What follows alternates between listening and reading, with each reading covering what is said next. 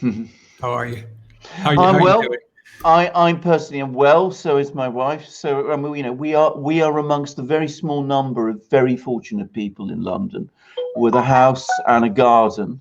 So we can get through a sunny, bright day like this, and we can enjoy it. But of course, most people are not in our privileged position. So that's where we are. But we're in good health too. More and more of our friends are not so well. Most of the people I've been speaking about before are recovering. I've lost contact with one, who I'm the one I'm the most worried about, though he's in Greece, not in Britain. Mhm. And a friend of my wife's, we got the sad news today that she's passed away, but we're not sure whether it was corona related. So you know Mhm. people do die, and they don't die just because of corona at these times, and she was quite unwell already, so Okay. Okay. mm, Well, my condolences to you and your thank wife. you.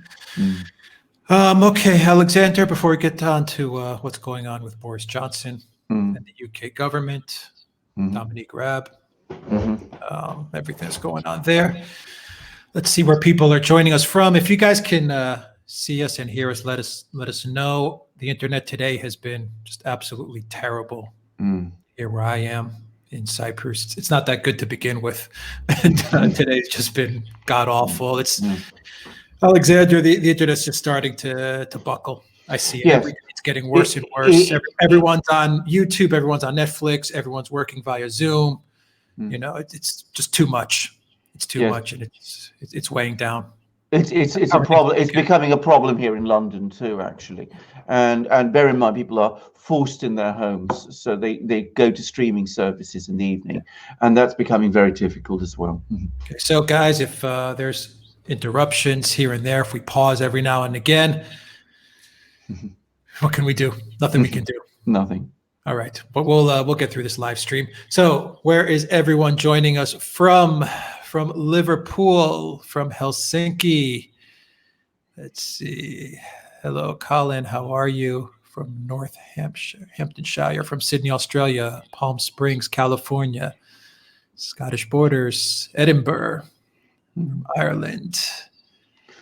Let's see, USA, California. Awesome.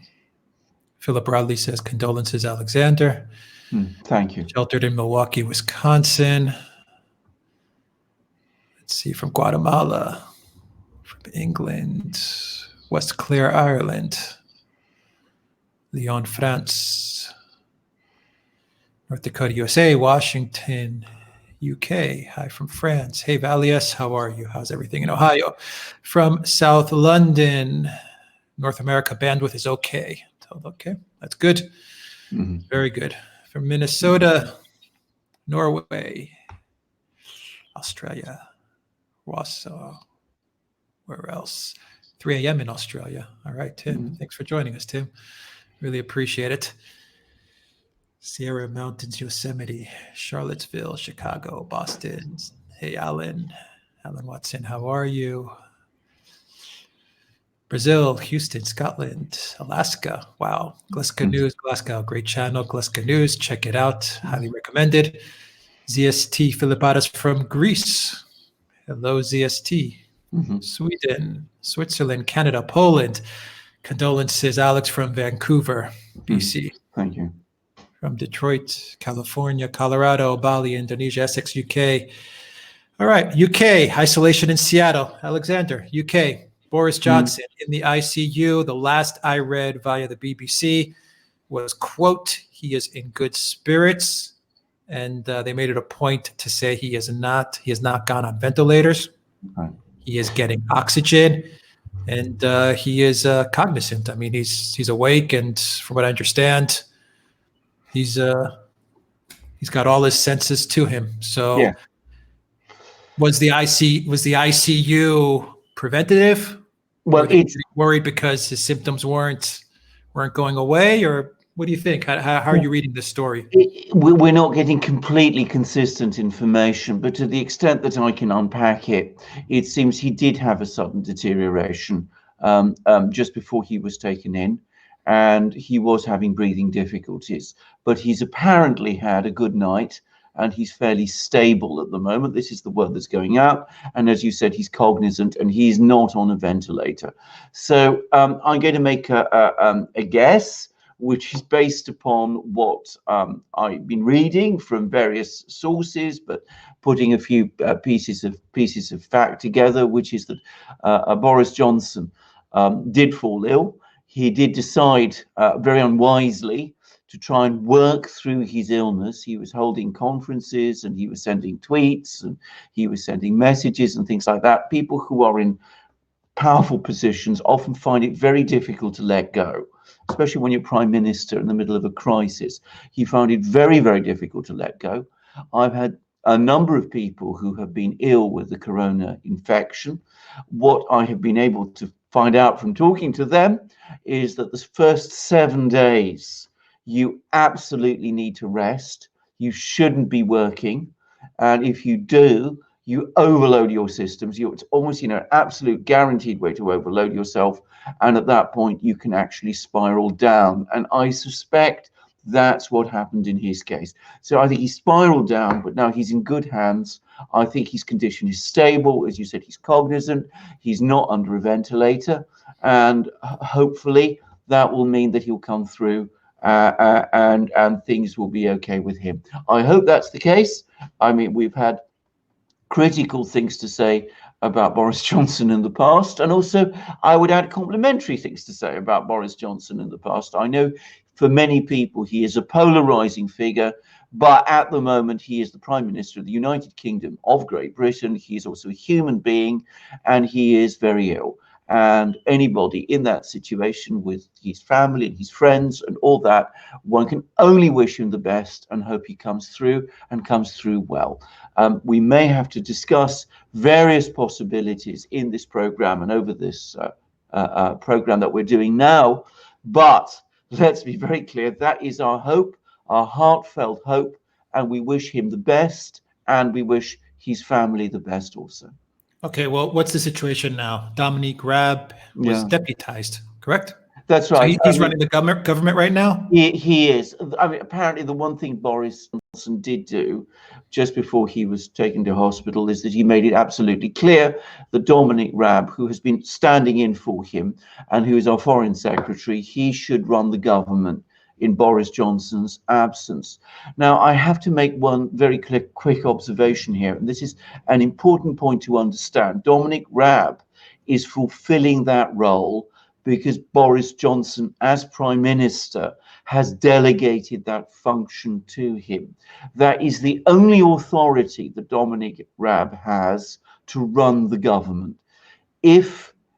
Which I truly and sincerely hope does not happen, anything seriously bad happens to Boris Johnson, if he becomes very ill, if he loses consciousness, and perish the thought, if he passes away, Dominic Raab's position is not constitutionally founded.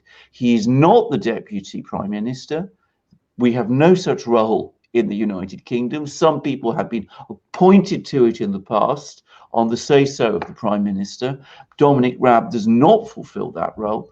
He is not the deputy leader of the Conservative Party. At the present time, the Conservative Party does not have a deputy leader.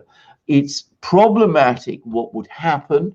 What I'm hearing people telling me is that the most likely scenario in that kind of situation is that he would continue as Prime Minister until the crisis is over, but then there would have to be a leadership election by the Conservative Party. Now, that's not a good scenario for the country, because a person in that kind of position, who's a kind of caretaker Prime Minister, which is also not a constitutional role, is not one that the Constitution recognizes, and at the same time it's not one that carries much weight or legitimacy with other members of the cabinet. Now, I sincerely hope, both for humanitarian and personal reasons where Boris Johnson is concerned, but also for the country, that we are not in that situation either.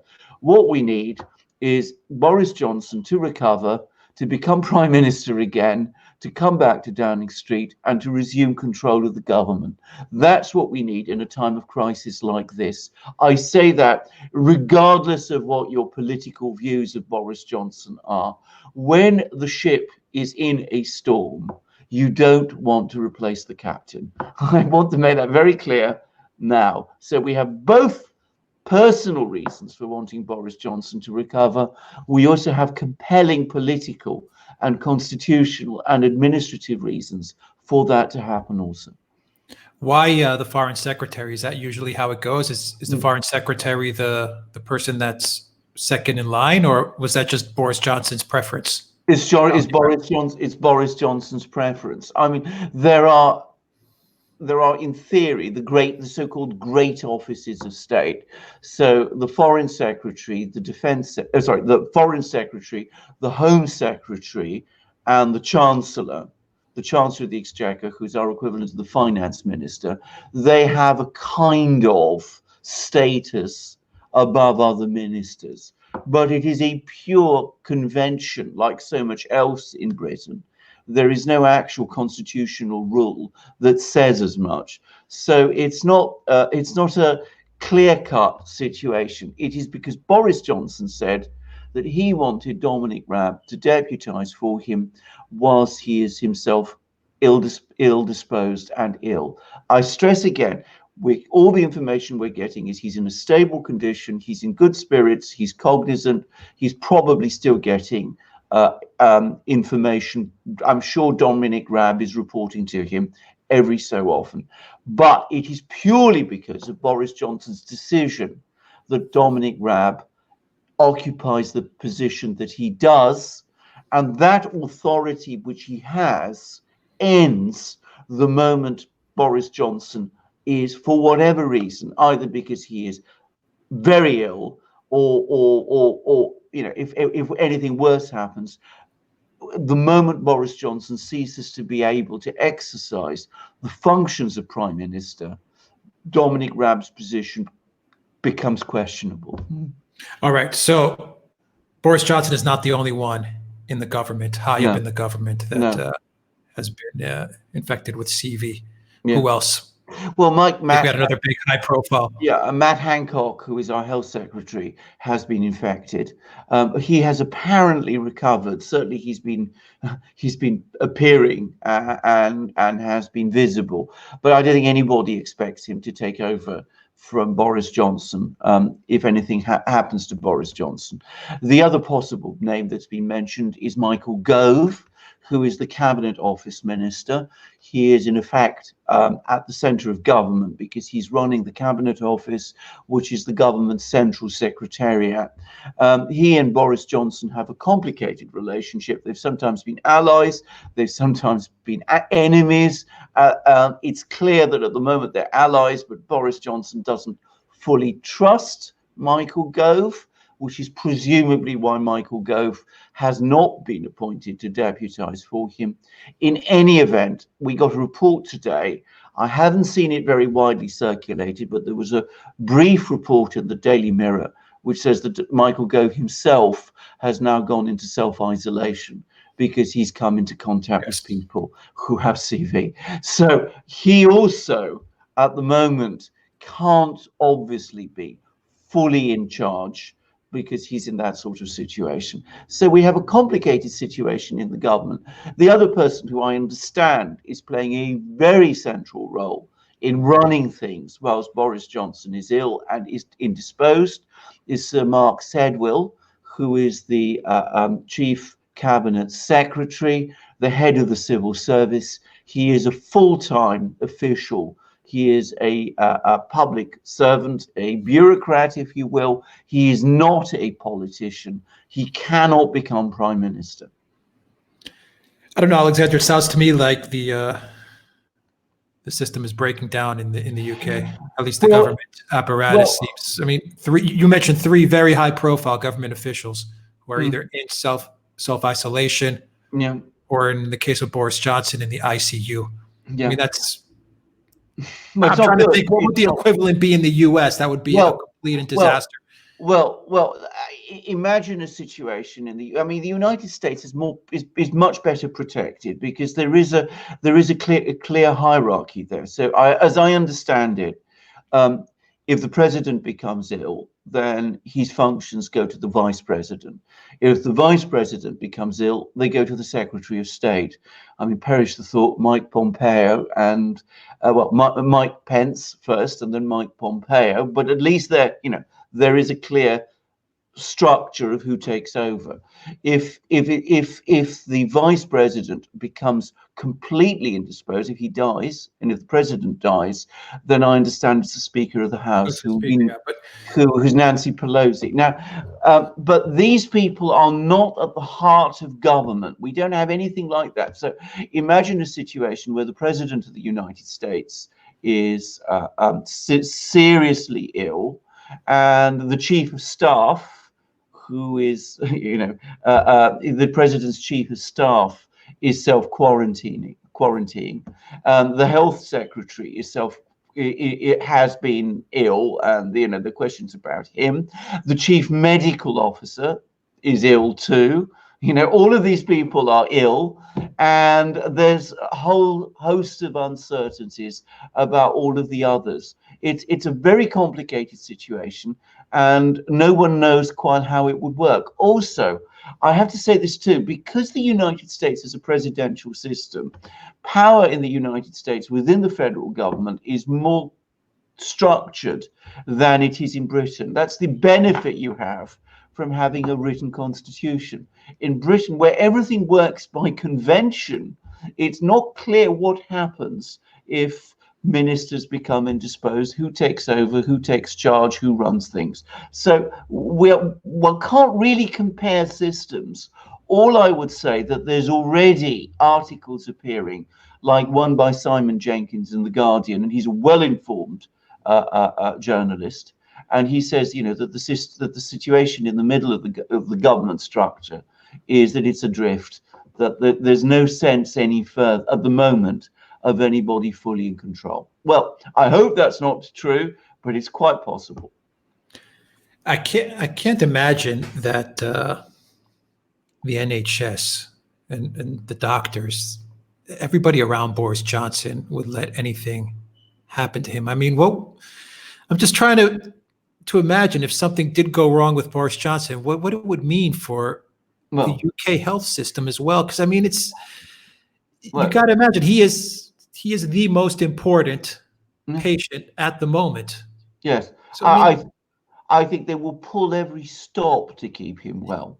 I think they will do everything they possibly can to keep him well and to assist his recovery. And and by the way, so they should. I mean, I know that this privileges one individual when there are lots of other people who are desperately ill and need help also.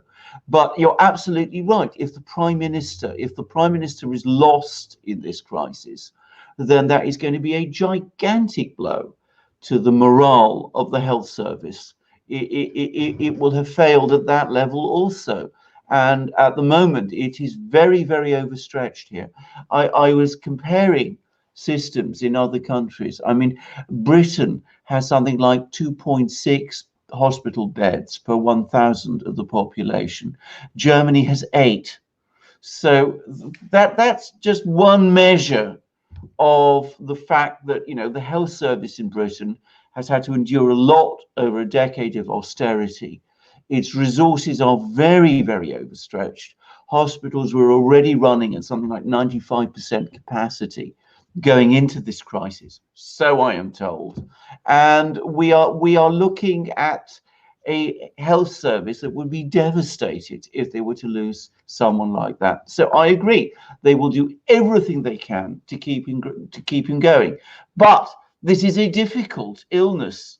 There's no very well-established drugs you can use. There's various talks about various of them. There's people talk about anti-malarial drugs. There's a Japanese drug that the Japanese swear by and the Chinese say helps, and the Russians are now going to be starting to circulate. But there's no very clear drugs that would work. There's no vaccines, obviously. There's hydrochloroquine, which has been There's talk There's about been a that too. lot of There's been trials exactly. There's been talks on it already, exactly and it seems that it's exactly. very, very effective. It seems that it's having a very good outcome in New Well, York as well. well, That in well. conjunction with zinc Yeah. and Well, yeah. Well, I'm hearing these things, but none of this is. We have these things are being said, but it's all happening whilst this pandemic is underway. So yes, they may work, or they may be working for some people, but they haven't gone through proper clinical trials. And that's a very difficult thing for doctors and medical workers to start giving drugs like that, which have not gone through proper. well, hydrochloroquine has gone through. I mean, it's Yeah, a I know, zero drug.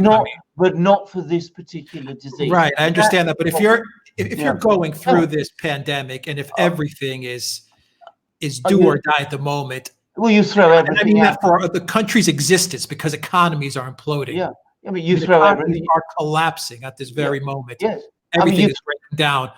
You would figure that you would get Sanofi. I think that actually was the original maker of hydrochloroquine, or at least has one of the main drugs for it, and it's a very inexpensive drug as well. And all the other imitations of the drug, you would imagine that they would get that in everybody's hands at least to give it a go. Yeah, well, absolutely. I mean, and I'm sure they will increasingly. I mean, they will throw everything at it, and they will throw everything they can think of at Boris Johnson if his situation deteriorates. I mean, we're probably not at that point yet. If these reports, and I have no reason to doubt them, by the way, are true, that he is stable and cheerful and compos mentis, if he's cognizant, then maybe they won't have to go that far. But I am sure that they will do everything they can to keep him alive, and I'm sure that as this pandemic continues, needs must, they will throw everything they can at it. I mean, it's only a question of time before they start to do so. But what I would say is they will have to start cutting corners, and if you know medical professionals, and I know quite a few, that they always are very nervous about doing that. And I think one thing that needs to happen, by the way, if we start cutting corners, is there's going to have to be steps taken with the health insurance industry and with the courts, and there's going to have to be acknowledgements that corners have been cut, and that inevitably means risks.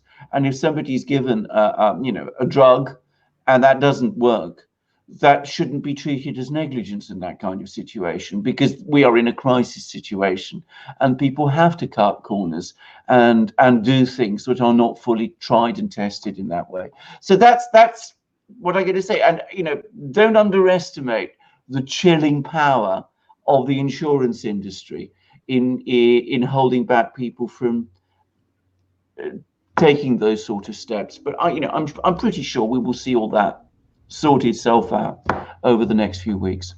All right, chloroquine, zinc, and vitamin D. Yeah, there's all kinds of there's also this other drug, and I can't remember its name, but there is also another drug which apparently is quite effective. So I'm told. Yeah, Prince Charles as well, Alexander. I don't think there's a country. Yeah. I don't think there's a country right now at the moment where so many high-profile government officials, if you want to call Prince Charles a government official, okay, dignitary prince of the UK.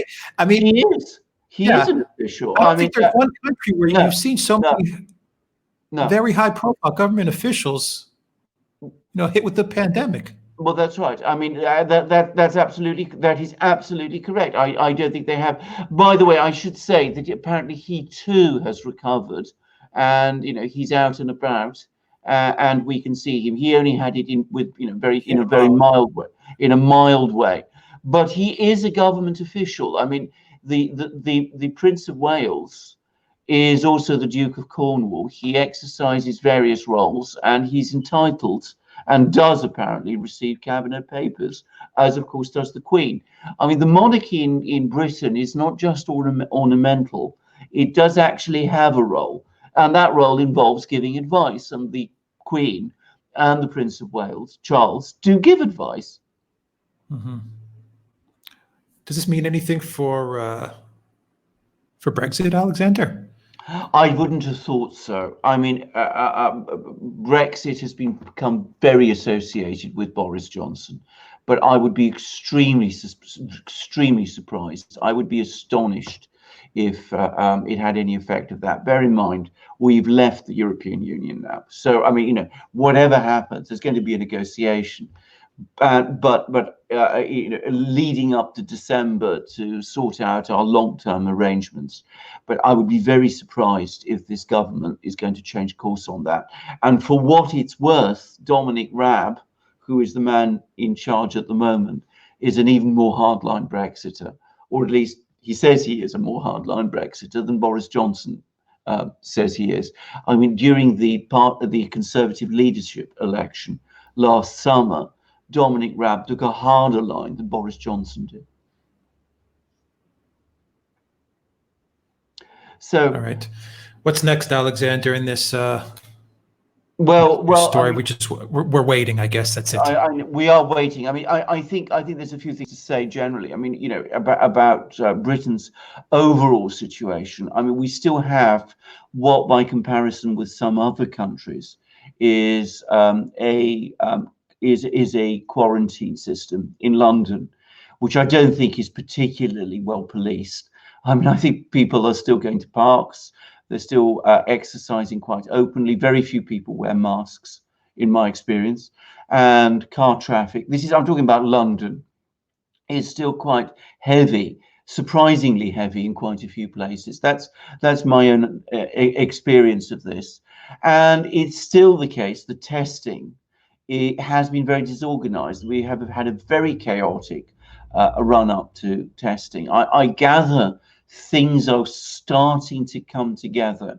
But if you do think the testing is the most important thing, which I rather do, by the way, I mean, I agree with that, identify who is infected and then track down all their various contacts so that you gradually get a grip on this thing, then Britain is far behind other European countries. And I'm sorry to say, I don't know how accurate this is, but there's been a study, I gather it's an American study, which suggests that the country that's going to be worse hit in Europe will eventually be Britain. It'll overtake Italy with as many as 60,000 deaths. That seems astonishing to me, but that's what it says. Now, that I think is probably over pessimistic, but what do I know? I mean, I'm not in a position to track this thing very closely. At the moment, the number of deaths, the daily number of deaths, seem to be dipping, but we had 850 deaths today. So yeah, well, I think Spain has actually overtaken Italy, hasn't it? Oh, if Spain has overtaken Italy, but the claim is that Britain will eventually overtake Spain. Well, I hope not, but that's what some people are saying. We'll see. I mean, the worry is that there's an awful lot more people infected than the British government knows, because, as I said, its testing hasn't been ramping up successfully enough, and with a limited number of beds in the National Health Service system, even despite these, extra hospitals that have been opened around the country, like the Nightingale Hospital in London, the margin of having the hospital system overwhelmed is actually quite tight. The United States may have a very dysfunctional health service, at least that's what Americans tell me. It does have a much greater depth of resources than Britain does.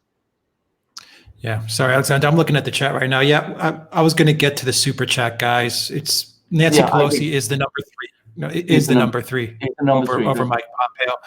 Yeah, can I just explain that? Because as I understand the sequence is as follows. If the president dies, it's the vice president. If the vice president dies, it is the Secretary of it is the Speaker of the House. It's Pelosi. Speaker of the House. It's the Speaker of the House. But if the president is indisposed and the vice president is indisposed, but neither of them are dead, then the Secretary of State runs things until the two of them recover. That's how it was once explained to me. We need to look that up, yeah. But we can look that up. I mean, but yeah, There's a lot yeah. of people in the chat. Yeah, but that seems to that's I remember that was what happened. What was said also when Ronald Reagan, there was this assassination attempt on Ronald Reagan.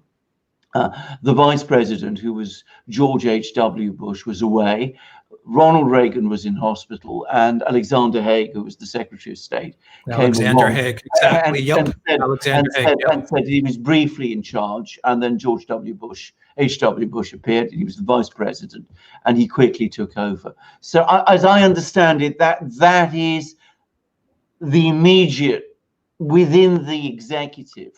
It's the chain of command. But obviously, if the president is dead and the vice president is dead, or the vice president is very seriously ill, then it is the speaker. Which, just imagine Nancy Pelosi taking over. But there's another story. Yeah, we could double check. It's exactly. It's not the main part of this chat. We can double check. Not the main part. And can I just say, I'm not an expert on the U.S. Constitution. Well, the essential point is in relation to Britain. The United States has a chain of command and redundancy built into the system. Britain doesn't. We are not in that kind of situation. In theory, if the Prime Minister dies or becomes indisposed, it is the choice of the Queen to appoint her First Minister. But the Queen fulfills a purely constitutional role. She's supposed to act on the advice of her ministers. But which ministers advise her in that kind of situation? Is it the cabinet taken collectively? Who is it? These things have never been made clear. Oh, God. This story, Alexander, this whole CV thing is... It just pisses me off so much that it's a hoax or it's just, I don't know, guys, if it's a hoax. I mean, you can't look, we're reporting the facts. Yes. Boris Johnson was taken to ICU. Yes. This whole thing, I get emails all the time and I get messages. The hospitals are quiet and the NHS is quiet. All of this is one big conspiracy. Come on. Yeah. Come on, guys. It's not quite. I mean, again, I'm in contact with far too many people who are NHS workers to think that the NHS is quiet. And I'm sorry to say this, I know far too many people now who are ill. I mean, for some reason, my own particular ring of people have been seem to have been fairly hard hit by this. But I know too many people who have been seriously ill with this to have any doubt that it is a real health crisis. It is not the bubonic plague. It is not cholera. It is not smallpox. We're not talking at a situation like we looked at in 14th century Europe, where 50% of the people are going to die. It's nothing like that. The models have been way off. The models have been way off as well. Indeed. Well, I didn't disputing that. No model to my mind in this scenario where we really don't know quite what's going on has any value actually. So we can disregard the models, but that doesn't mean we don't have a serious health crisis on our hands, and that there isn't a very, very difficult situation within the health services. Now, as I said, there is a legitimate argument about whether the reaction is an appropriate reaction, whether things are being done properly or not. One can debate that to one's heart's content, and there's a reasonable argument there. But can I also say something before you go on? Yes. There's also the argument that you can make, and it's something that we will analyze going forward, is how the elite, how those who are in a privileged position at the moment will take advantage of what's going on and of this crisis. There's no doubt about that. Absolutely. And no doubt at all about that. And there are very, very serious points of concern to make. But can I just make one quick observation about this, which is, of course, that we do not know what would have happened or what would happen if government simply sat back and had done nothing. There is no country in the industrialized world where no steps of any sort have been taken. Even the countries that are spoken about, like Sweden and Belarus. In Sweden, social distancing does take place. And I'm hearing now from lots of people who are in Belarus. My wife has connections with Minsk University. She sometimes goes and teaches there. That in fact social distancing has informally been imposed. And I understand the Russians are now there on the ground and they're doing testing, and they just provided Belarus with 10,000 test equipments. And so no government, no country has simply sat back and done nothing. So that makes it very impossible actually to compare and say, if we had done nothing, it would have been this, like this. So we don't have what scientists would call a control. We don't have a control. So without that, it's very difficult to say. Most of those people who seem to know what they're saying, and I'm talking about epidemiologists now, are taking this seriously, and they do say that social distancing is making a difference, and it does limit the expansion of this epidemic. And they're also, and again, we have evidence from places like China now that the epidemic, that the illness is a serious illness for many of the people who become infected. And as I said, I can confirm that from hearing the accounts of people I know. I mean, it's a horrible illness to go through, but we can legitimately talk about the responses. We can legitimately talk about the advantages that elite people are going to take from it. We can legitimately talk about the human rights implications. But let's not say that there isn't a health crisis when there visibly is one. The Prime Minister of Britain being in intensive care is indicative of a health crisis. Yeah, absolutely. And I mean, look, I'm in a country, Alexander, which is absolutely tiny. Yeah, it's a tiny place. Yeah, yeah. And people that have it. I mean, people have it. I mean, what else can I say? Yeah.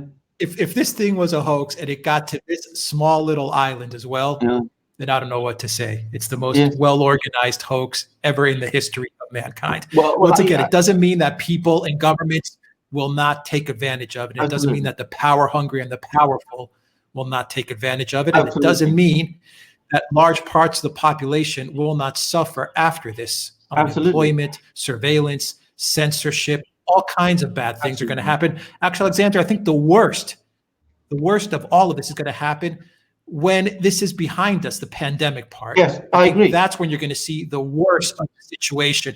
Everyone should buckle up, because when this thing is over and countries get over this, the curve, or the flattened curve, or get over the hump, whatever you want to say, and they start opening up their shops again, that's when we're going to really start to feel the pain. Well, that's my thinking on this. Absolutely. I mean, the worst is ahead of us. Absolutely. Well, again, I mean, I wonder how many of these shops are going to reopen. I wonder how many people are going to come back and find they've got jobs. I wonder how many businesses are going to close. I mean, I was talking to a friend of mine who is a small businessman here. He tells me that his business is at a complete standstill. The only thing it's doing at the moment is paying wages. So he's losing money because he has to pay wages. Now, when I say he is losing money, his business is losing money. It's not getting any money. And if we're talking about Britain, he's had all these reports. He's seeing all these reports about the help that the government is going to provide to businesses, but he hasn't actually seen any of that help. He says that there's all these places that he's supposed to contact, and it's impossible to get through, and that he's not getting any help from these places. So his business is hanging by a thread. And if he closes, well, he employs around 10 people. So 10 people lose their jobs. So everyone's life is hanging by a thread with this thing. Everyone's absolutely. life and well-being is hanging by a thread. And I'm not talking about the pandemic. I'm talking about the economics of all of this when this is said and done. And not only the economics, the surveillance state that's going to be coming towards us. It's going to hit us like a damn brick, like a Mack truck is what's going to happen. And that's what worries me. Well, it worries me a lot. We were talking before we went live, Alexander. You were mentioning it. Yeah. Italy, Spain, Greece, Cyprus, Portugal, all these countries that rely on tourism. What the hell are they going to do? Well, no tourism this year. So what are they going to do? I mean, they're all up to their ears in debt. They've all had to experience a decade of prosperity. They've all had to endure impossibly harsh bailouts. I mean, let's assume this thing runs its course within the next month or so, 6 weeks, 2 months. Come the autumn, these countries will have cratered. Greece will have cratered. Greece tourism is the spine of the economy. We're looking at a bad situation. When it's over, we're looking at a very bad situation. Very bad situation. I mean, think of the people who run hotels, who have restaurants, who have bars, who I mean, what happens to all of these people? What happens to all the people who work for these people? I mean, what happens to all the other businesses up and down the country? I mean, you know, I have various people in London that I go to regularly. We all do. I'm not sure which of them will still be there when, as I said, this is over. All right. Spartan Warrior Queen, welcome. Thank you very much for moderating. You are awesome. Alexander, is there anything else you want to say? Should we get to super chats? No, let's get on to the super chats. Okay, let's do the super chats then. Let's see here. We have $20 from Valies. Thank you, Valies. Thank you very, very much. For that super chat. We really appreciate it, Valies, and we hope you are doing well in Ohio. Let's see, from Dulce Periclum, 250, great show. Thank you very much for that super chat. From Sparky, hope Boris's doctors aren't Remainers rejoiners, since those people are going to be morally corrupt. They would surely take advantage of the situation. Well, can I just say, if for what it's worth, most of the people who work, London is I mean, he's obviously in a hospital in London. London is the strongest Remain city in the UK, and most of the people who work in the health service are Remainers. Having said that, I know some of these people. I mean, I don't know the people specifically who are treating Johnson, but I can say without any hesitation that they will put all that to one side and they will do everything they can to help him, to make him well, to bring him back to health so that he can resume his work. Yeah, I'm looking at the live stream. I'm looking at the chat, Alexander, and yeah, people are talking about just the use of cash, and I think that's one thing that you're going to see a major change going forward in that. You know, people are scared to touch their bills. Absolutely, they're absolutely frightened to touch $1 bill or five €5 bill. Okay, there is a study, by the way, a Hong Kong university study. I don't think it's been peer reviewed, and I don't want to take anybody to treat this as advice, but I just mention it for what it's worth. And apparently, the surface that the microbe that the corona most hates is paper. It's quite happy with metal. So we should use cash. So we should use cash. So plastic, it's not too bad with, apparently. A metal it absolutely adores, but wood it doesn't like, and paper it absolutely hates. So I'm not saying how true that is. You hear all kinds of weird and wonderful things, but this was a real university study. So I just mentioned it for what it's worth. A lot of governments want people to stop using cash, as we all understand and know why. Completely. But cash is good to use every now and then. So anyway, all right. From Alex Kapustin, €2 super chat. Please comment on Sputnik being shut down in Estonia. Well, I think that all attempts to shut down media channels is incredibly dangerous. I think that it's not surprising that it's happened at precisely this point. Estonia obviously has a terrible relationship with Russia, which, by the way, I regard as the present Estonian government's fault. I know that there's this long history between Russia and Estonia. Estonia was part of the Soviet Union. Many people in Estonia are angry about that, but Estonia could have developed good relations with Russia, which is not the Soviet Union. It's chosen instead to have this very confrontational relationship with Russia, and the long and the short of it is that this is the perfect opportunity to close down Sputnik when nobody's looking, and it can all be attributed to sort of fake news and all that sort of thing, which I don't buy that at all. So this is an anti-Russian move by an anti-Russian government. I'm opposed to censorship of any kind.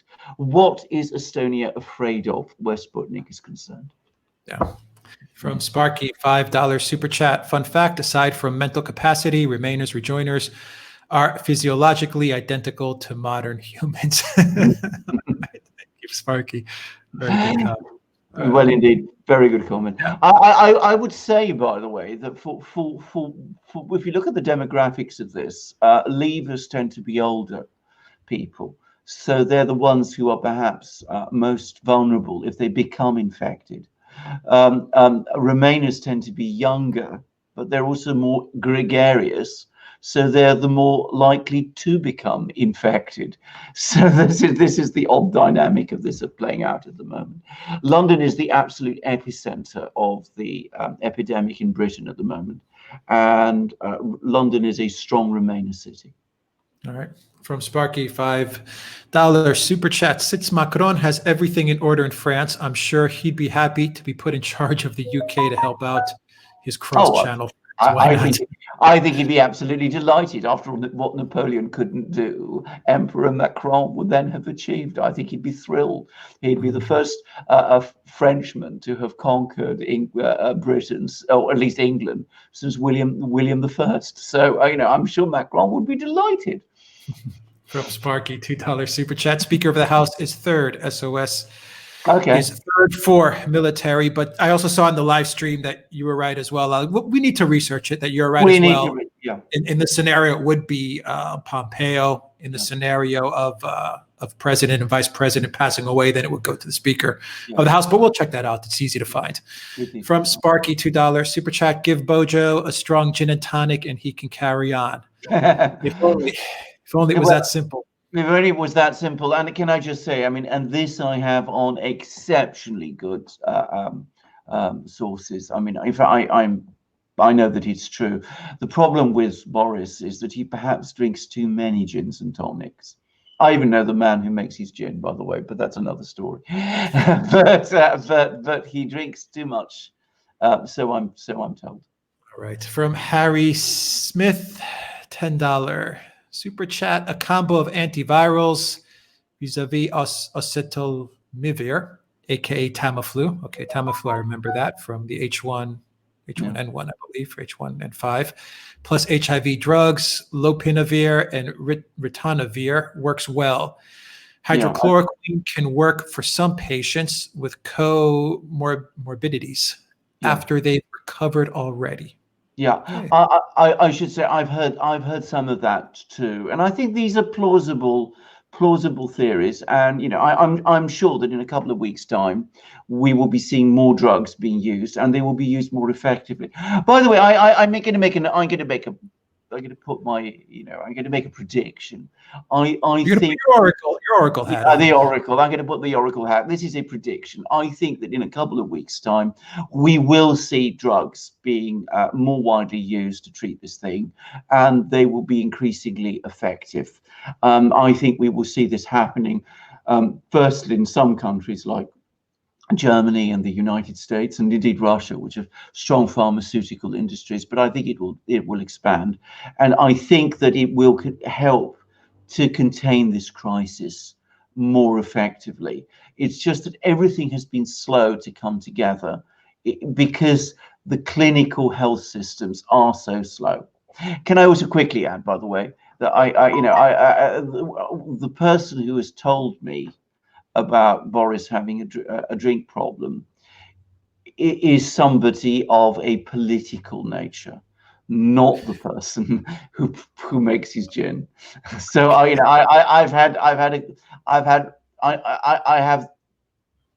have one source and I have two sources, but it's the second source who has told me that he has a drinks problem. Okay, well, that's interesting fact. Let's see, from Sparky, wouldn't hurt to try chloroquine. Anal retentive doctors always take the least likely solution first. The likely solution might expel the problem. Well, indeed. I mean, can I just say, I mean, if we go back in time to aspirin, I mean, the thing about aspirin, which has become used for so many things and it has been so effective, is if you go back to the 19th century and the early 20th century, aspirin, it was basically people started taking it as it seemed like it was working. We didn't have the fast clinical trials that we had then, that we have today. So it was it was try and see, and it worked. It was very effective for many things. And what we need perhaps in this situation, especially with drugs where we know that they're reasonably safe drugs, we need to have a bit of trial and error and see what happens. I mean, that seems to be what one can do, but it does go very much against the grain of the modern medical systems, which over the last 50 years have approached drugs trials in a profoundly different way. Okay, from Azar Joma, £10 super chat. Thank you very much for that super chat. Thank you very much, Azar, for that. From Sparky, $5 super chat. Been a troubleshooter my whole life and seen many highly educated, anal retentive people who have no regard for urgency unless their boss tells them. Well, that is completely true. Can I just say, and here I am going to be a bit critical of Boris. As I understand it, he is not the world's best manager. He's not somebody who comes along and says to the civil servants, like, I want you to do X, Y, Z, and I want you to report about what you're doing 2 days from now, and I want to have your report on my desk then. He's not that kind of person, and unfortunately that's the kind of person we need at the moment. Problem is, I don't think Dominic Raab is either. The person within the government who is closest to being that, apparently, is Michael Gove. And of course, he's self-isolated and he's distrusted by Johnson and various others because of the past history that there's been between the two. Okay, from Sparky, $2 super chat. Haig was ridiculed. Secretary of State is only with a military chain. Well, we will, as you said, we'll look at it. We'll find out exactly what's going on there. Yeah. Thank you, Sparky, for that super chat. From Wilford P, Canadian 10. Any doubts? Check the situation in Ecuador. Dystopic nightmare right now. I wouldn't be surprised. We certainly will. Actually, I'd be very interested. By the way, talking about Ecuador, I mean, the the German president, Mr. Steinmeier, wrote a letter to the Financial Times about, doing a sort of global fight against the infection. And I noticed that one of the signatories was Lenin Moreno, who is the president of Ecuador. And I really do wonder what's going on in Ecuador. And it was indicative of where he sees his friends to be. But I would not be too surprised if Ecuador is in a mess. It wouldn't surprise me at all. You don't hear much about South America. No, you don't. We're in Europe right now, so we're absorbed with what's going on here. Well, one thing I've heard is that Argentina has defaulted again, but that's not so surprising, I suppose. But I mean, I'm saying with the CV, outside of Bolsonaro, exactly. I haven't heard very much. Well, okay. Bolsonaro, and again, even that is interesting because we hear an awful lot more about Bolsonaro and what he's saying and the problems around him, more about him than about what the general situation is in Brazil. So, if people from Latin America who are listening to us can actually come and tell us, I would be very interested. We would be very interested. From Sparky, $5 super chat. Health crisis in hotspots. Do you stop the world for that? It targets the vulnerable who could have died of pneumonia initiated by a different cold. Well, can I just say, I mean, there is a legitimate question about whether these extraordinary measures that are being taken aren't causing more damage to the fabric of human society than the infection itself. I mean, that is a legitimate debate. There's a legitimate argument about this. I don't know what the answer to that question is, but I would certainly not want to silence anybody who is of that view. All I am saying is there is a serious health crisis, and we should take it seriously. There is also a very, very serious economic crisis, and it's getting worse. All right. Alexa says Ecuador, dead bodies in the streets. And Mars Bluto says Ecuador has bodies in the streets. All the morgues are full. Okay, we need to see what's going on in Ecuador. Alexander, maybe do a video on it. Well, there we go. And Peru is managing quite well. Yeah. Okay. Well, there we go. And can I just say, if that is right, and I hear all of that, and I'm absolutely take all that on board. But if that's right, then that again illustrates what a serious health crisis this is. If we have a situation where we reopen the economies and we have everything functioning and working again, and then as a result of that, this health crisis explodes and we get into a situation when there are bodies in the streets, then we're replacing one crisis with another one, and actually perhaps even a worse one. We are in a very difficult situation. But I do entertain the hope that I said. I do think that over the next few weeks, we will develop treatments. Treatments will be developed, probably using existing drugs, which will help to bring this thing under control. I agree. I think come the end of the month, we'll start to see a lot of light at the end of this tunnel. I agree with that. I think we are actually at the absolute bottom now, the worst now. I think from now on, we will start to see things gradually start to get better. But I mean, that's my belief. That's my hope.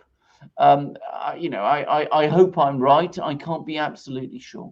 And certainly, we're not discounting the economic crisis, but we mustn't discount the health crisis either.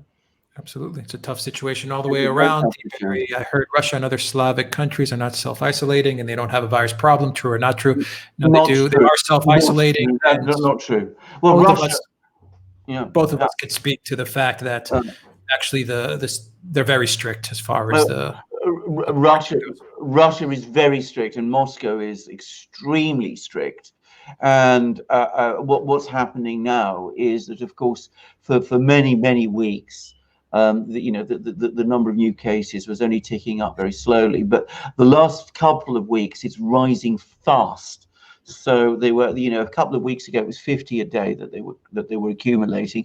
Today, or rather over the last 24 hours, they've had 1,000 new cases, and there's about 58 people dead. Now, the total number of new cases in Russia is still quite small by international standards, but they are responding very, very toughly.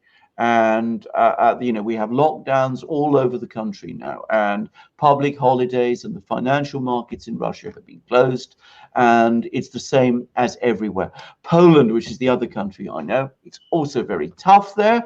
I know a young man. I happen to know there's a friend of mine whose daughter was in a relationship with a young Polish man. He's gone back to Poland, and he's in quarantine in Poland. He's in specific, very tough quarantine, and the police cars pass by every so often to check on him and to make sure that he has to show himself out the window of his house to show that he's actually there, because he would be breaking the law if he didn't. So the Slavs take this very seriously indeed. Don't anybody lead you to think otherwise. Yeah, Serbia. VoIP 001, Serbia in hard lockdown, Belarus not, many Slavic countries. Belarus is the outlaw. Has asked Russia for help, though. It has asked Russia for help, and as I said, you mustn't again take entirely seriously all the. Look, President Lukashenko said some bizarre and extraordinary things. He's also, as I said, very unwisely, in my opinion, allowed football matches and things like that to happen. But self-quarantine is increasingly happening there. The Russians are on the ground and they're doing all the testing they can. And there was apparently a desperate call for help. I say desperate, and I know what I'm saying. There's apparently a desperate call from help from Minsk to Moscow about a week ago, which the Russians have responded to. Okay, from Sparky, $5 super chat. Sure, there are anomalies. Pneumonia almost killed me in my 20s, but it's still primarily a killer of the elderly and immunocompromised. Well, that's exactly true. I mean, nobody. Pneumonia is a horrible thing, and nobody comes out. It's horrible for anybody, but for old people or for people with underlying conditions, it's deadly. Yeah, I had It can be deadly. I had it, and it's brutal, guys. And Brutal. I was in university, I was young, and it's just brutal. Absolutely brutal. Brutal. Yeah, and it lasts forever. Forever, yeah. It really does. Anyway, okay, from Mike V. Super chat, $5. Do you think the British government will start governing via tweets, podcasts, drones, and WhatsApp as to keep distance from the general public and maintain control? It's an interesting point that Mike V makes, in that, in my opinion, Alexander, see a lot more technology. Yes, you will. You will. For work reasons. I was going to make exactly that point. I mean, to a great extent, unfortunately, it's already happening. I mean, Putin, for example, now runs everything remotely. I mean, he's got this huge office. He's not usually in the Kremlin, by the way. He's now got this residence outside Moscow, which is, incredible high-tech gear. But he runs everything remotely. He very rarely meets people now. He hardly ever leaves it. And I mention him because he's the person I know most about, because I, started years ago. I started as a sort of Russia watcher. But if you look at all the other leaders, Merkel is exactly the same. She's isolated in the Chancellery in Berlin, which is this gigantic building there, and she is running things remotely with drones, and drones are watching people, and they're putting all these cameras everywhere with face recognition software to keep track of people, and there's all these extraordinary apps that are now being developed, and we are moving towards a surveillance state, and as Alex says, it's not going to go away. It's not going to go away, and I mean, this is accelerated a drift that there was already happening towards greater and greater control over people's lives. And when people like Peter Hitchens, for example, who's a journalist here in Britain, complain about this and talk about this, they have every right to. I may disagree with him about the health crisis, which I do, but I fully endorse all the concerns he expresses, both about the economy and about the restrictions on liberties. And I'm very, very glad he says them, because we need to be talking about this. We need to have these conversations. All right. From Sparky, $5 super chat. In the past, no one cared what cold caused Grandpa's pneumonia, which killed him in the nursing home. Track it and call it COVID-19, and the world stops. Well, the problem with this is that, again, and this is based now. I'm getting this information from Italy.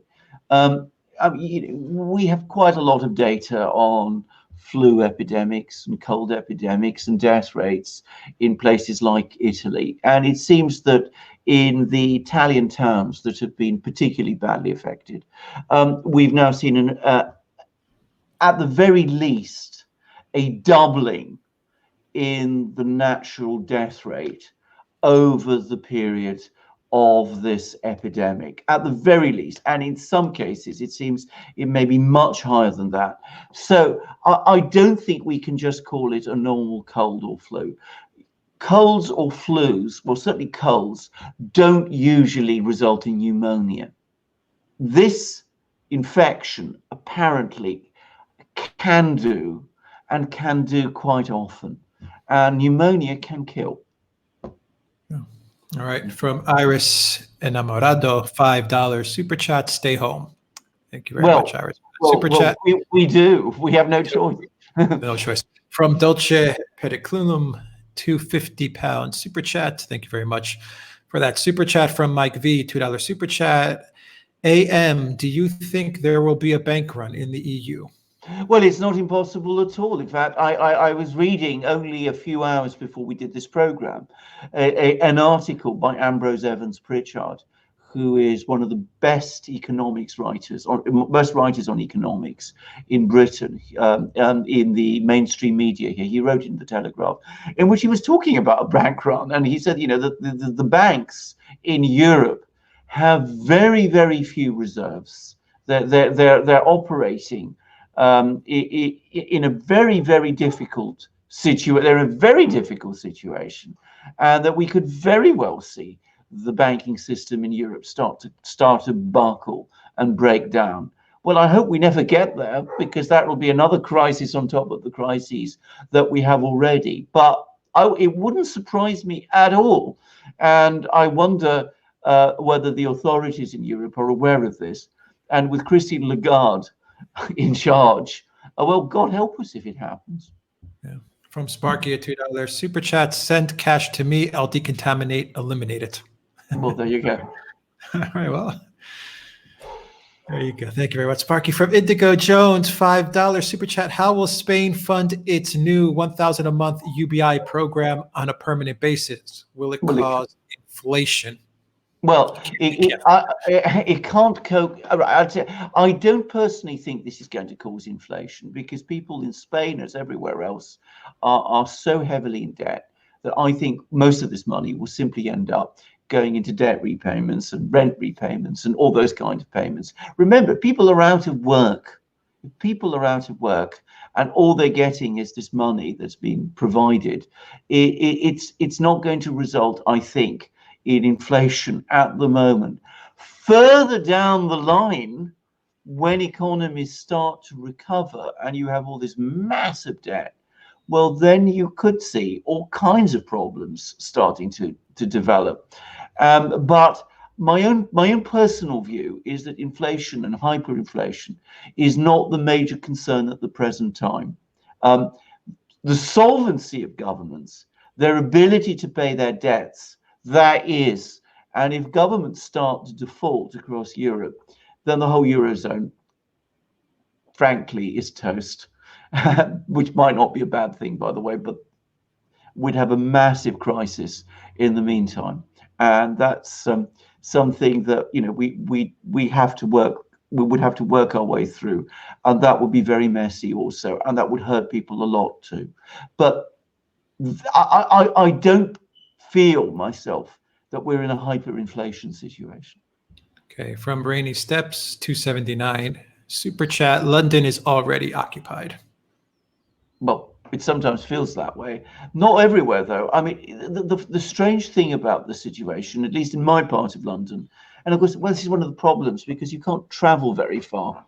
I mean, you're only supposed to do essential journeys. So, I mean, essentially now, my wife does the shopping and I walk the dogs. I mean, that's the sort of division of labor we have. So I don't know what's going on across the whole of London, but in my part of London, when I drive with my dogs to the local park, at the moment I can. I wonder for how long they'll permit that. But, the traffic is still quite heavy, surprisingly so. You see lots of people walking around. You don't see many face masks, and the police are nowhere to be seen. All right. From Brando Commando, $5 super chat: how much money you want to bet that the elites, such as Prince Charles and Hollywood celebs, were able to get hydrochloroquine? Gin tonic has chloroquine too. LOL. Well, some of them. Yes, they do get it. Absolutely, they do get it. And by the way, there's several. You're quite right about gin and tonic. I mean, the whole point about tonic water, and that particular drink, which was basically developed in India, was precisely to protect you, but by containing that kind of substance from the kind of infections that you could get in colonial India. And there's lots of other drinks like that. I mean, there's several French drinks that I used to drink when I was younger, which are like this. That they have those sort of substances in them. So yes, you can get help like that. And of course, our elites, people like Prince Charles, not just Prince Charles, Bill Gates, Richard Branson here, all of these people, they're getting everything like that. Many of them had their own ventilators, apparently. From Sparky, $2 super chat. Chloroquine can be used to prevent. Why not? Indeed. I mean, I'm not. I'm not saying. I mean, I've even heard that Aperol, which I know is quite widely drunk, has it, and certainly Dubonnet, I believe, does. Yeah. All right. From Earl of Feastwood, £20 super chat. Do you think Trump will defund the WHO after this crisis? Love the channel. Please keep it up. I think quite likely. I mean, one of the things I would say about the well, a lot of people have got it in for the WHO. I'm not sure that these criticisms. I'm not entirely convinced that these criticisms are valid. But whether they're valid or not, a lot of people are very angry with the WHO, and I think you will see the US pull its funding. I mean, or at least not just pull its funding. I mean, insist on radical changes to how it's run. As I said, a lot of people are very upset and very angry with it. Yeah. From Sparky, $5 super chat. Dad, a pharmacist, always said aspirin wouldn't be approved nowadays, but people are familiar with it enough to where it's usually not a problem. I've heard exactly the same thing. I've heard exactly the same thing. I mean, it was a simple case of trial and error with aspirin. It was just people started taking it. They found it made them better. It was good for all kinds of things, and it gradually became an established medication, and has now been shown to work and is universally used for all sorts of things. Trial and error is not what the modern medical systems do. I mean, that's not how they work at all. Perhaps they will have to rediscover that in the crisis that they're in now. Indigo Jones, $2 super chat. What do you think of the Gates Event 201 in October 2019? Well, this is the most interesting thing. I mean, either Bill Gates is a man of tremendous perspicacity, or he is a demon. It's one of the two. One of the two. I am not going to guess. I know there's lots of stories about Bill Gates out there. You know, it may be that he's one or the other, but. What I will say about Bill Gates, he's absolutely, of course, one of the elite. And if we're going to see all these technologies rolled out, which we will, I wouldn't be surprised if Microsoft is there, you know, leading with them. I mean, I'm sure they will be, actually. Yeah, there's a lot to be said about Bill Gates. There's an awful lot to be said about Bill Gates. From Sparky, $5 super chat. If you shut down all the funeral homes, of course there are bodies in the streets and overflowing morgues. That would happen without an epidemic. Well, possibly. I mean, this arose in respect of Ecuador, and I've heard what people have said about Ecuador. We would need to look into that. But, you know, have they really closed down the morgues? That's certainly not happened here in Britain. Let me put it like that. And what I do know, though, in Italy, where I understand they haven't closed them either, there are many, many people who have died in their homes, and they haven't even been found yet. And that is a tragedy, by the way. So, yeah. All right, Brando Commando, $2 super chat. Thoughts on Orban being granted absolute powers? I know you have some thoughts on this. Yeah, I do indeed. And there was an interesting article by Bob Dreher for the American Conservative, who's been a great fan of Orban. Can I just say, I have sometimes issues with Dreher, but I thought this was a good article, basically, which he said that there were some things about this law that were, you know, one can query and quibble, but fundamentally he's done absolutely nothing that's different from anybody else. He's going to be ruling by decree to get Hungary through his crisis, so he says. So does Macron. Macron also rules by decree. So in effect does Merkel. It's completely absurd to single out Orban and call him a dictator, because he's doing the same things that everyone else is doing. It's just completely if you actually drill into this law that's been passed, and you ask people in Hungary, they're not too, one, it doesn't look so bad, and two, they're not bothered so much by it, but they tend to approve of it because, again, he's a popular leader in Hungary and a figure of authority, and they want him to be there and in charge and in control. I don't like the fact that there is no sunset clause to this. I think there should be. I think these kind of extraordinary measures ought to come with a sunset clause, but that doesn't mean it's going to go on indefinitely, and I don't believe it will. All right, from Sparky, $5 super chat. We should do a video on Orban, by the way. We will. I think we do. I think we need to. We need to go into this in more detail because it says so much also about not just Orban and Hungary and this pandemic, but also certain people's agendas.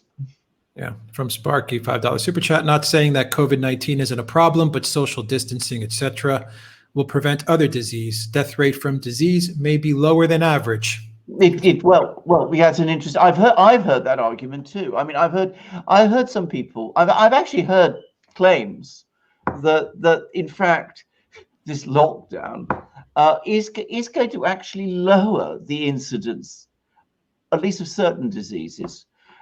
I'm not completely convinced of that, I have to say.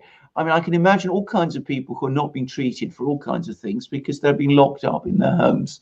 And there's a great difference between reporting of disease and actual incidence of disease. It may be that people, because they're locked down and are not getting attended to, are not able to report their conditions in the and get treatment for them in the way that they once did. Also, I mean, there must be serious problems of depression all over the place. I mean, people seeing their businesses collapse, worrying about their jobs. They must be frantic with worry, and the stress that must be causing must be huge. All right, guys, for the David Icke interview that I'm seeing in the chat, just put a link down there or shoot me off a link so we could see that, and we'll check it out. David Icke, the Spider's Web. No. We'll take a look at it. If anyone has any links, put it in the comments down below. Just shoot them off to me and we'll take a look at it. Yeah. Yes, I should just say one thing. I mean, there is so much going on that there's only two of us, we can only see and read so much. But and that if you provide us with links to things, you help us, because that way that makes it easier for us to stay on top of things like this. Yeah. All right, it's about wishy-washy. €2 super chat. What are the biggest sellers? Oh, all right, good question. That polo shirts, mugs, and these t-shirts here with the absolutely. Sellers. And as I said, if you're thinking of buying, please do. They're amazing things, if I say so myself. All right, Life of Brian, $9.99 super chat. Killed with the virus or killed from the virus or killed probably with the virus. The numbers are produced with inconsistent methodology, have no denominator, and are thus useless. Alexander, can I expand on that? I agree. I think there's a good point here that we really just don't know that much about it. Yeah. The numbers are all over the place, and one of the other things to say is that countries are counting their numbers in completely different ways, and that's not because they're necessarily lying. It's because they have different ways of counting numbers.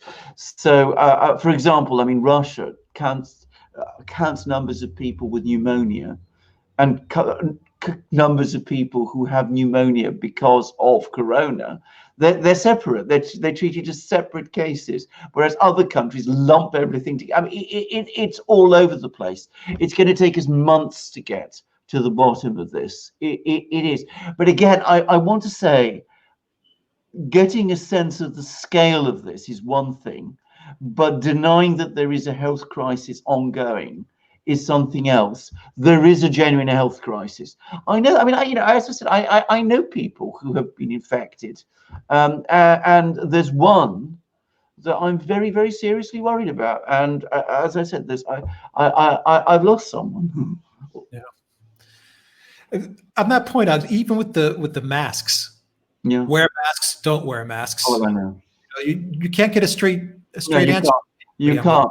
You can't, and that isn't very reassuring. It just shows that people don't know, or it may be that there aren't enough masks around, or it may be that all the masks that there are around are going to certain people and not to other people. It's very difficult to say. There was a time when it was absolutely impossible in my part of London to get masks.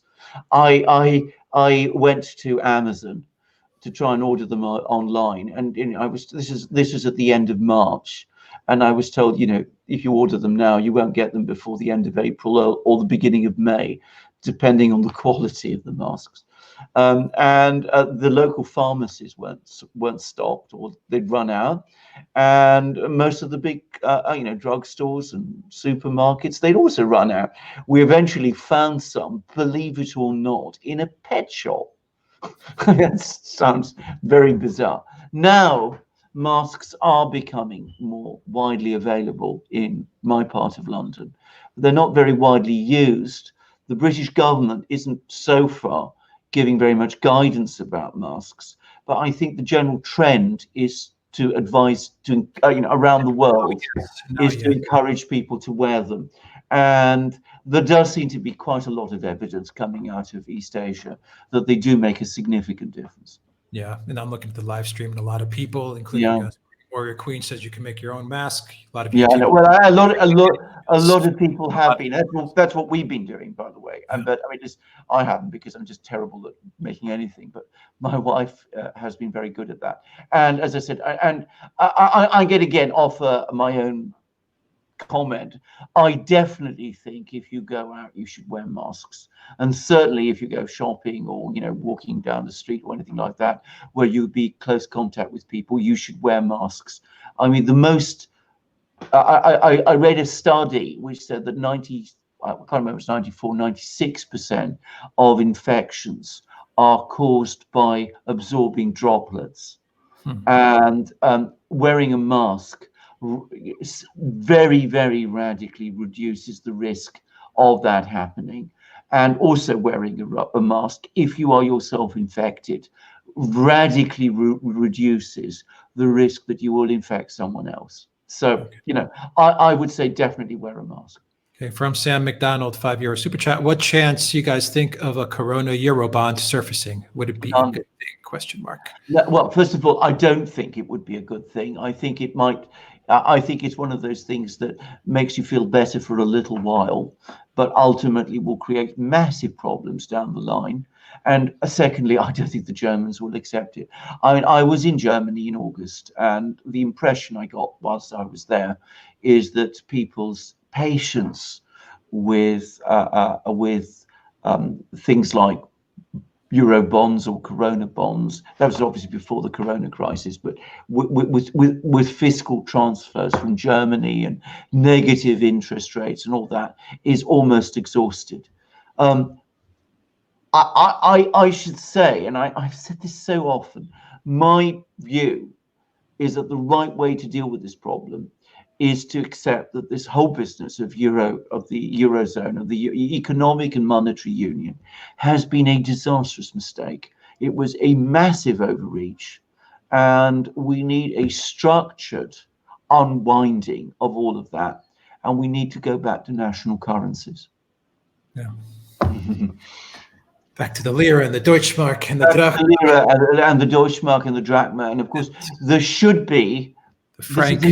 A franc, and I mean, all these massive debts that have been incurred to the European stability mechanism, we should be acknowledged, and they're not going to be paid, and they should be written off. Yeah, absolutely. I mean that needs to happen. I mean, start again. You'd see economies boom in that situation. There'd be a very difficult period of adjustment that would last for about 6 months, but you would spend far less money over the course of that adjustment, smoothing it over, than you will ultimately if you keep kicking the can down the road. And Corona bonds, to be very clear, are another means of kicking the can down the road, and that's all they would do, creating a host of other problems in their wake, and antagonizing people in Germany and Netherlands and Finland and all those places. I would add, by the way, that to my very great surprise, there was a very strong article in the Financial Times, an ardently pro-EU newspaper in Britain, which also spoke out strongly against Corona bonds, said that they were a very bad idea. Okay, from Harry C. Smith, $5 super chat. 5G is most developed in the Middle East, Qatar, and Kuwait since 2016. Eurasia already set up to deload at almost 30 gigabytes a second. Download. Yeah. Oh, God. Well, all these have very low COVID cases. Well, there we go. I mean, so it's so far. Can I? I mean, I there's this extraordinary theory that connects 5G with Corona. I mean, I don't understand it. It doesn't make any kind of sense to me, and I'm pretty sure it's nonsense. I'm sorry, some people in the chat don't agree with me. I'm going to get upset with that, Alexander. I know. But if they want to come back and explain to me what the connection is, but I don't understand it at all. All right.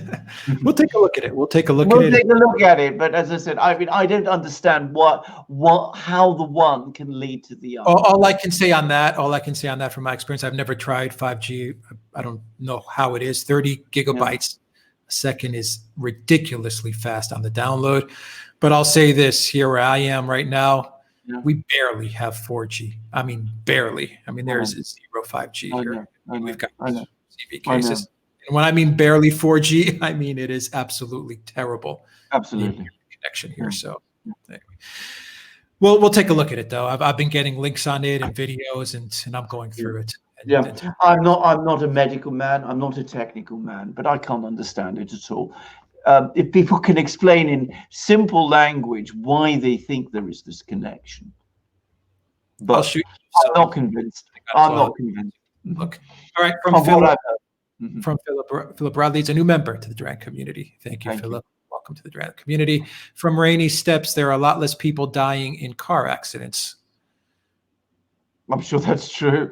The only thing I would say is, and you know, I do have to drive my car to walk my dogs if I'm going to take them to the park, and I wonder for how long, is that empty roads are a massive temptation to drive too fast. That's something I've found. I mean, you know, roads in London are pretty narrow and whatever. So when you get long stretches of, you know, empty little roads, you have to be very careful how you drive, because you can find you're driving faster than you should be. Yeah. So that's what I'd say. Guys, put the David Icke video, just shoot that off to us. Or put we will certainly follow that. We will look at anything you send us. And with the 5G, yes, I understand the 5G that it is that it does it cuts off the oxygen. That I can definitely believe. I can definitely believe that 5G is dangerous. That I can also believe. I also understand that 5G, you have to have a tower pretty much every 2 blocks. I do not like that at all. No, I don't know. Everything I've been reading about 5G, I don't want it anywhere near me. Now, whether it's connected to CV, I don't know. Like I said, okay. Can I just say all of the other things that Alex has just said from reading these things, all of these things I take entirely seriously, and I accept that absolutely.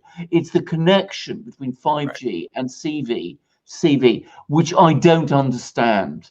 But 5G itself, well, sounds like a nightmare. 5G sounds like a nightmare, and you know, one wonders to what extent we need it. Well, I'm going to say something, by the way. I mean, you know, I've been in countries, well, we've both been to Moscow, where I found that upload and download speeds are incredibly fast.